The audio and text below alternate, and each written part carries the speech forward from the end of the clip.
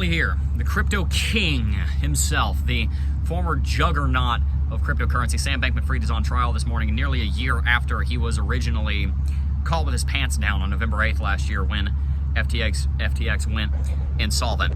To catch up on the story thus far, at November 8th of last year, it all came out that FTX was in way over its head. They had loaned out billions of dollars and made billions of dollars in investments that were so far underwater that when a minor bank run occurred on the exchange and withdrawals were attempted to the tune of just a few $100 million, the exchange was not able to pay out the debts that it owed, and it became clear that they were insolvent. Very quickly, they started moving towards bankruptcy. Originally, CZ Binance was going to buy FTX and just kind of agario swallow the competition, but when they took one look at the balance sheet, they said, we're good.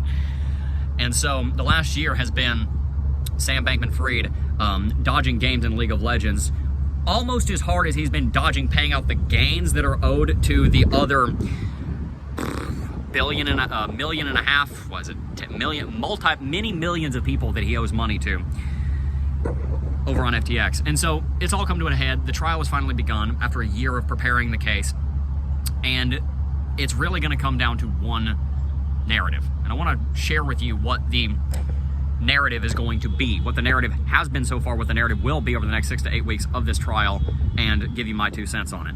The allegations are that Sam Bankman-Fried has committed wire fraud, all kinds of fraud this, fraud that, and he's defrauded investors of billions of dollars for the purposes of buying luxury cars, buying luxury houses, buying his parents' luxury houses, and essentially living a lavish lifestyle on the back of a gigantic Ponzi scheme, one of the biggest financial frauds in the history of the United States. These are all things that happened, and we need to start there. These are all known facts that he used company finances. And again, this is not a private company where you have 1 or 2 employees and the owner can do whatever they want because of the way the law works. I'm talking about, this is a company that is a corporation with many investors, many shareholders, many people that loan the company money in the form of an FTX deposit. That's a form of a loan. It's a form of a debt. FTX holds the debt. The creditor holds the credit. And so the way the company was being operated, where company funds were being used for these personal activities, is wrong. It's illegal.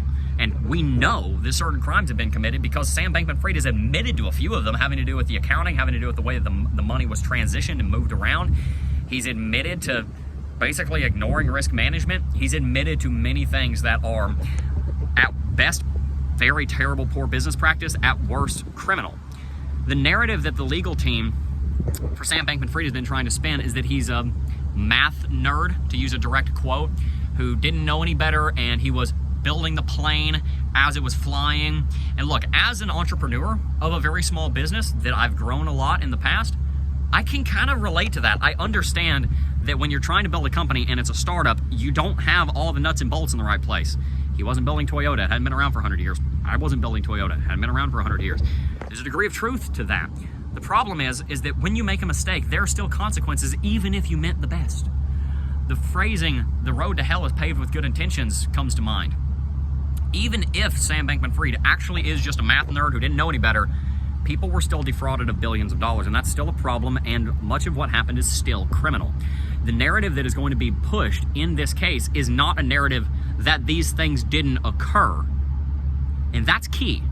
I'll come back to that. The narrative that's going to be pushed is that Sam Bankman-Fried acted in good faith and he didn't know any better. The reason that they want to push that narrative is twofold. Number one, you can't prove that. I'm not God, you're not God, the judge isn't God. Nobody knows what was going on in Sam Bankman-Fried's heart. It's very possible that he didn't know what he was doing, and he did act in good faith. That's possible. We don't know that for sure. I don't think it's true. I think that there were a lot of mistakes made there, and some of them out of ignorance, some of them maybe out of malice. But the other part of the narrative is that the legal defense team for Sam Bankman-Fried is not trying to argue that the crimes that were committed didn't occur. They're simply trying to argue that Sam Bankman-Fried didn't mean to commit them. The issue is, crime is still crime, even if you didn't mean to. There is a difference between homicide and manslaughter. If you are in the middle of the night, you're driving down a freeway, somebody jumps out in front of you, you run them over, maybe you acted in good faith, you're just driving along, you didn't see them, you're still probably going to prison. That's the way it works. You can argue all day about whether or not that's just. At the end of the day, somebody's gone in that example. At the end of the day, in this example, $9 billion are gone. There's real consequences in the real world, and the legal system realizes that. It realizes that it has to police and adjudicate the heart, but also the action.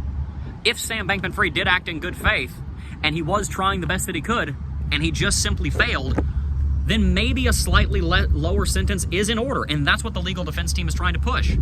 That sure, he made the mistakes, but if he was trying his best and he was doing his best to follow the law, then maybe he deserves a lower sentence. Maybe that's true. The issue is, there's plenty of reason to believe that that's not the case. There's plenty of reason to believe that he knew exactly what he was doing. And that he should have slowed things down and made sure that the plane was actually capable of flying before it flew. That's something that we need to keep in mind in cryptocurrency. We need to maintain quality before we move on to do more things. Lest you end up like Sam Bankman-Fried. Let his case be a cautionary tale to all of us, including myself. The bottom line is this. The defense team is going to push that he didn't know what he was doing, and so therefore, you shouldn't punish him because it was an honest mistake. The prosecution is saying, yeah, but crime was committed. That's the bottom line. As with many cases, what should happen is probably somewhere in the middle. What should happen is not mine to say. But what I will tell you is that the truth probably is somewhere between, to a certain degree, maybe he didn't know exactly what he was doing. He did build the thing quickly. It's a believable argument, at least to a certain degree. But I'm certainly also in the camp that whether you knew what you were doing or not, it was still crime. And even if that means that there has to be slightly lesser consequences, I still think the consequences are in order. I'm a father, and if my son makes a mistake but breaks the rules, I'm going to give him some grace because he didn't know any better. I'm talking about a 3-year-old here, right?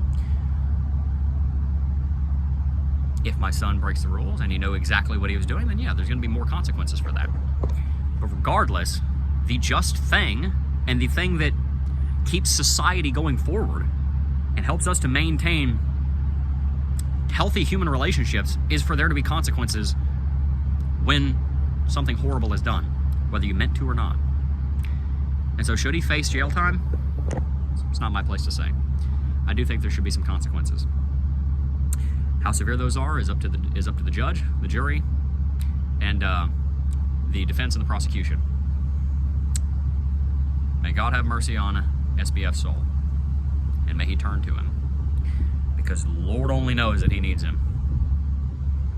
I don't hate Sam Bankman-Fried. I will not agree with anybody that does hate Sam Bankman-Fried. I don't hate people, any people, at all. I think that's horrible.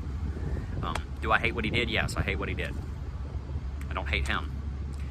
And I have it both in my heart that he should face consequences, and also that we should be kind to him, because that's what Christians do.